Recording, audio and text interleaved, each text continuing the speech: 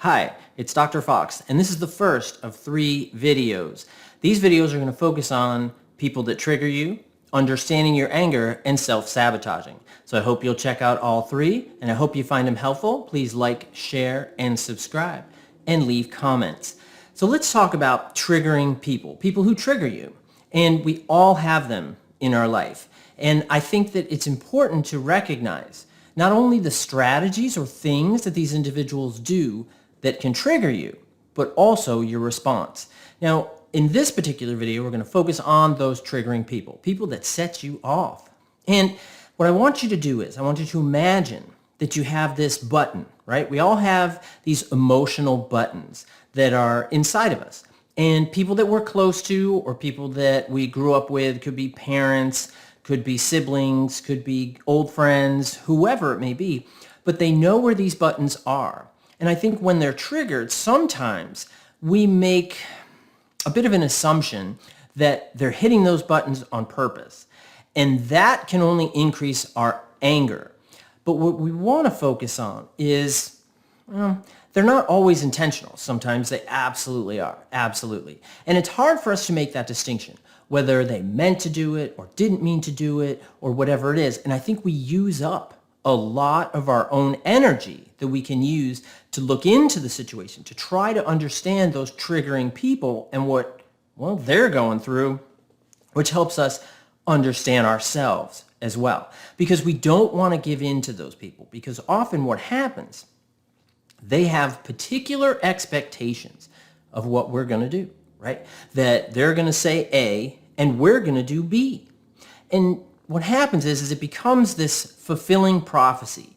Now, it could be self-fulfilling prophecy, and that's where we have to take the responsibility and have the recognition of our own sense of self, of our own behavior, and our own tendency to respond. But we also have to look at those other individuals. What's going on with them? And there are people, as we all know, that are bitter and short-sighted. And misery loves company. Well, jerkiness loves company too. And jerky others like to really get folks going because they have this internal sense of self-contempt. And the way they feel okay with that, with their behavior, is that they get other people to act in inappropriate ways, lose their temper, or act out to them. And they're like, see? That's what he or she did. That's what they do. That's who they are. And that gives them that sense of justification. Now, they don't always go into these situations beforehand thinking, oh, I'm going to trigger him or her. I'm going to get them going. They don't, because what happens is that we develop these habits, right? These response patterns.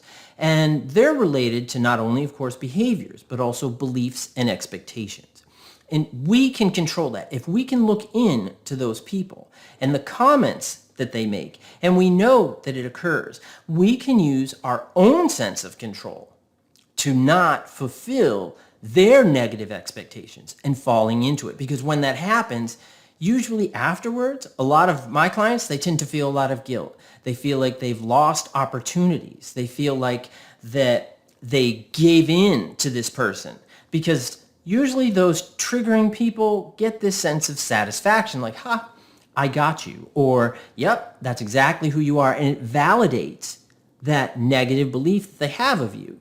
But most people that I know don't want to have these negative responses.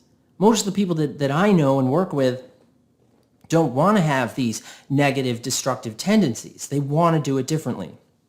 Recognizing those people in your life that tend to drive you to that can really help you to make changes. And that's what's important. That's the value, I think, of seeing videos like this and slowing down and processing it. So I hope this was helpful for you. And please check out the next video, which will be understanding your anger. So I'll see you there. Bye-bye.